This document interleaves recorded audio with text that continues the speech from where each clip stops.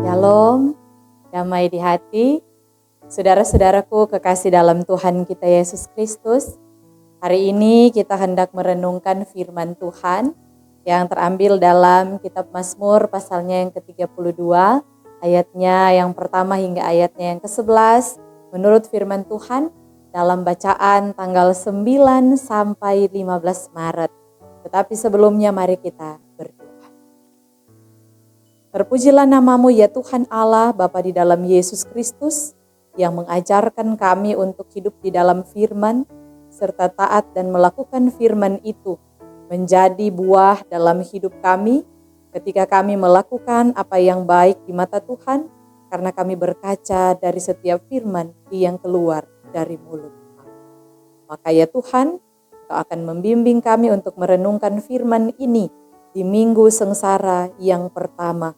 Ajaklah hati kami supaya tergerak, bahkan kami pun juga mau untuk belajar dan diajar oleh karena kebenaran firman Tuhan.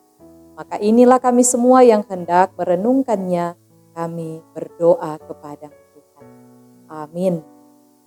Saudara-saudaraku yang diberkati Tuhan, demikian firman yang terambil dalam kitab Mazmur pasalnya yang ke-32, ayatnya yang pertama hingga ayatnya yang ke-11. Lembaga Alkitab Indonesia memberikan judul Kebahagiaan Orang yang Diampuni Dosanya. Saya akan bacakan untuk kita semua. Dari Daud, nyanyian pengajaran. Berbahagialah orang yang diampuni pelanggarannya, yang dosanya ditutupi. Berbahagialah manusia yang kesalahannya tidak diperhitungkan Tuhan dan yang tidak berjiwa penipu. Selama aku berdiam diri, tulang-tulangku menjadi lesu karena aku mengeluh sepanjang hari. Sebab siang malam tanganmu menekan aku dengan berat, sumsumku menjadi kering seperti oleh teriknya musim panas. Dosaku kuberitahukan kepadamu, dan kesalahanku tidaklah kusembunyikan. Aku berkata, aku akan mengaku kepada Tuhan pelanggaran-pelanggaranku, dan Engkau mengampuni kesalahan karena dosaku. Sebab itu hendaklah setiap orang saleh berdoa kepadamu, selagi Engkau dapat ditemui. Sesungguhnya pada waktu banjir besar terjadi, ia tidak melandanya. Engkaulah persembunyian bagiku, terhadap kesesakan Engkau menjaga aku, Engkau mengelilingi aku sehingga aku luput dan bersorak. Aku hendak mengajar dan menunjukkan kepadamu jalan yang harus kau tempuh. Aku hendak memberi nasihat, mataku tertuju kepadamu. Janganlah seperti kuda atau bagal yang tidak berakal, yang kegaragannya harus dikendalikan dengan tali les dan kekang. Kalau tidak, ia tidak akan mendekati engkau. Banyak kesakitan diderita orang fasik, tetapi orang percaya kepada Tuhan dikelilinginya dengan kasih setia. Bersukacitalah dalam Tuhan dan bersorak-soraklah. Hai orang-orang benar, bersorak-sorailah, hai orang-orang jujur. Demikianlah saudara-saudaraku untuk firman Tuhan yang akan menjadi perenungan kita di sepanjang minggu berjalan. Shalom, damai di hati. Saudara-saudaraku yang diberkati Tuhan, kita hendak merenungkan firman dalam tema yang diangkat oleh Gemim, yaitu berbahagialah orang yang diampuni pelanggarannya, yang dosanya ditutup. Saudara-saudaraku yang diberkati Tuhan, dalam perjalanan hidup kita, ketika kita mengalami banyak hal, menurut saudara, apakah resep bahagia itu? Ada banyak dari kita mungkin yang mendefinisikan bahagia itu seperti apa. Saya memberi contoh saudara-saudara, ada orang yang sukses, dia mendefinisikan hidupnya bahagia. Ada orang yang kaya, dia mendefinisikan hidupnya juga berbahagia. Ada anak-anaknya yang lulus dan berhasil. Tetapi juga ada yang memiliki jabatan, ada yang keluarganya kompak, rajin beribadah. Tetapi juga ada banyak orang-orang yang diberkati untuk melewati banyak hal yang baik. Mereka mengatakan bahwa mereka adalah orang yang berbahagia. Tapi saudara-saudara, tahukah kalian bahwa bicara tentang seorang Raja Daud, Daud dikatakan paling berbahagia ketika dia boleh menghayati hidupnya, dosanya diampuni oleh Tuhan. Sungguh Daud ini adalah orang yang berbeda saudara-saudara. Karena ketika ada banyak orang yang diampuni, salah satunya Daud, dia merasa bahwa hidupnya telah melampiaskan banyak hal. Kesedihannya, pelanggarannya, dosanya kepada Tuhan. Tetapi Tuhan berkenan untuk mengampuni Daud. Saudara-saudara, dalam kitab Mazmur ini kita tahu bahwa kitab ini adalah kitab terpanjang dalam perjanjian lama. Dan memang kitab ini terbagi dalam 5 jilid. Dalam pasal yang pertama sampai pasal 41, selanjutnya pasal 42 sampai pasal 72, pasal 73 sampai pasal 89, pasal 90 sampai pasal 106, dan pasal 107 sampai terakhir pasal 150. Saudara-saudaraku, memang ketika kitab ini terbentuk sangat lama, ratusan tahun, kitab ini menjadi bagian dalam kehidupan kita untuk dibacakan, direnungkan. Berisi pujian, berisi kehidupan dalam Tuhan, berupa nyanyian, tetapi juga berupa doa. Dan ada banyak hal yang dapat kita gunakan dari pemazmur. Dan memang ketika kitab ini dipakai pertama kali dalam ibadah di rumah Bait Allah di Yerusalem. Jadi memang kitab Mazmur ini berdampak. Saudara-saudara, mungkin ada yang diedarkan bagi kita buku nyanyian Mazmur yang biasanya itu digunakan untuk nyanyian-nyanyian dalam gereja. Itu adalah bagian dari kita baca. Tetapi lebih intinya saudara-saudara, ketika hari ini kita hendak merenungkan tentang kesaksian dari seorang raja. Kita ketahui bersama saudaraku, di minggu sengsara yang pertama ini diajak bagi kita untuk merenungkan bagaimana segala kesengsaraan yang teralami. Salah satu contohnya adalah Daud. Dalam firman Tuhan, kitab 2 Samuel pasalnya yang ke-11 dan pasalnya yang ke-12, di sana dapat kita baca bersama, kita ketahui dan pelajari terpapar banyaknya yang dialami oleh Daud dari dosa. Kenapa saudara-saudara? Karena di sana Daud hendak mengambil Batsheba, yaitu adalah istri Uria, teman dari Daud tapi juga panglima perangnya. Dia menginginkan Batsheba hendak menjadi istrinya. Sehingga dalam strategi peperangan, Uria ditempatkan Daud ikut dalam perang. Saudara-saudara, akhirnya Daud pun juga gugur di medan perang. Dan yang teralami bagi Daud ketika Nabi Nathan menegurnya, dia menyadari dosa. Sehingga memang saudara-saudara, pelanggaran itu yang dialami oleh Daud. Dan memang ada sebuah pepatah yang dapat kita ketahui bersama saudara-saudara, yaitu dalam kehidupan kita, dosa tidak akan bisa lari dan bersembunyi. Sejauh manapun kita pergi, dosa itu tetap menyelimuti. Dan ketika melepaskan dosa itu, yang pertama yang harus kita lakukan adalah mohon pengampunan dari Tuhan. Saudara-saudaraku, sepandai-pandainya orang menyembunyikan dosa, pasti itu akan diketahui. Dan dari sebuah pepatah ini, dapat kita pelajari bahwa Daud diselimuti dengan dosa. Sehingga ketika dia menyampaikan seruan doa kepada Tuhan, bahwa di dalam pergumulan yang Daud alami, dia mengakui bahwa dia tidak bisa hidup tanpa Tuhan. Sehingga ini menjadi satu refleksi dalam kehidupan kita sebagai orang beriman. Bagaimanakah kita menangani dosa kita, saudara-saudara? Apakah kita hidup diam saja? Apakah kita harus bersembunyi, lari terhadap dosa kita? Kita menganggap acuh tak acuh dosa kita, ataukah kita kembali mohon pengampunan kepada Tuhan kita? Saudara-saudara, mari engkau jawablah apa yang menjadi kesaksian hidup tentang dosa. Saya mengajak kepada kita semua yang merenungkan firman ini, bahwa menghayati kasih dan pengampunan Tuhan, kita berefleksi dari cerita tentang Daud. Hidupnya diselimuti dengan ketakutan, dengan gentar, karena dosa yang dialaminya. Mungkin manusia tidak melihat, tetapi Tuhan mengetahui apa yang tersembunyi dalam kehidupan.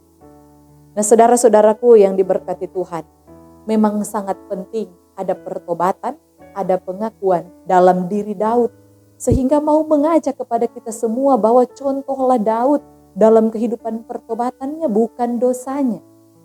Dan ini pula yang menjadi perenungan kita, saudara-saudara, bahwa ketika kita merenungkan firman ini, paralelnya dari 2 Samuel 11 dan 2 Samuel 12 itu ditarik kesimpulan dalam Mazmur 32 ayatnya yang pertama hingga ayat yang ke-11.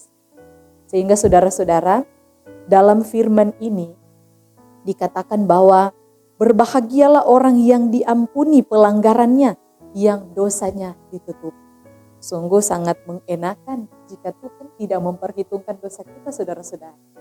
Tetapi mulai ada perasaan takut ketika kita mengulang kesalahan yang sama, baik dalam keadaan pelayanan kita, baik dalam keadaan di rumah tangga kita.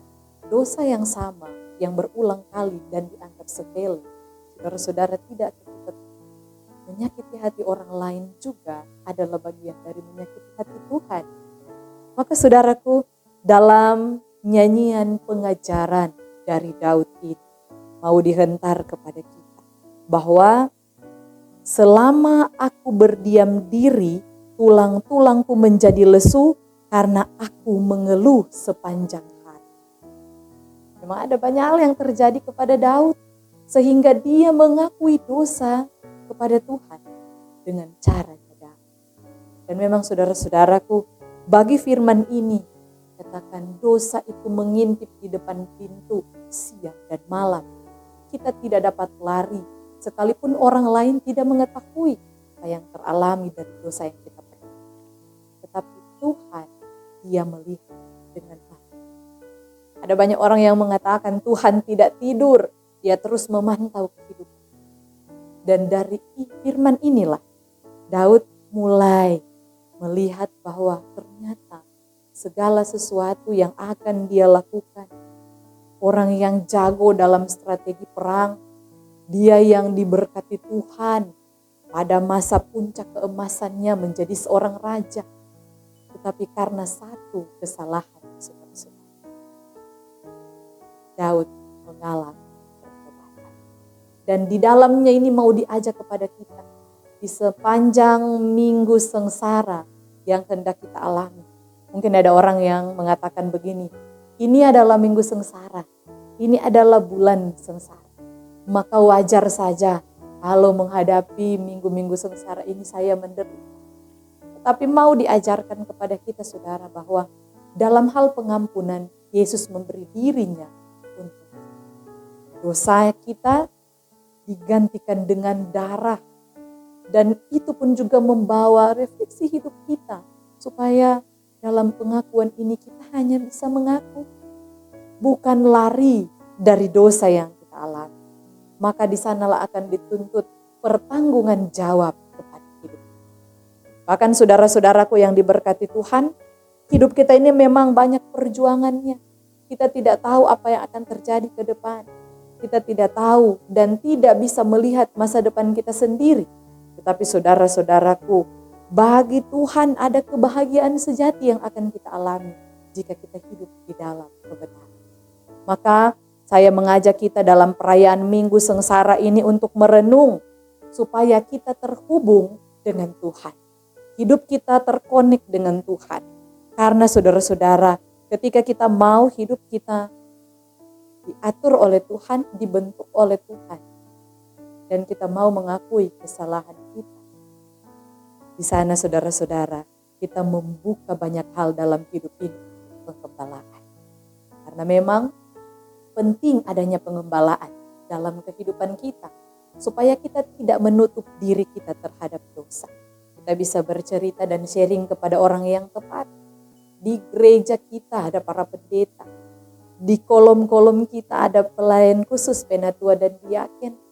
Kita bisa juga bercurhat kepada Tuhan tentang apa yang kita alami. Karena Tuhan mendengarkan apa yang menjadi bagian kesusahan kita. Ketika kita minta kekuatan daripada Tuhan, maka di saat itu ada pergumulan yang teralami dalam hidup kita. Dan itu membawa kita apakah akan tetap terus kuat atau kita tidak tahan uji. Maka akuilah semuanya di dalam Tuhan.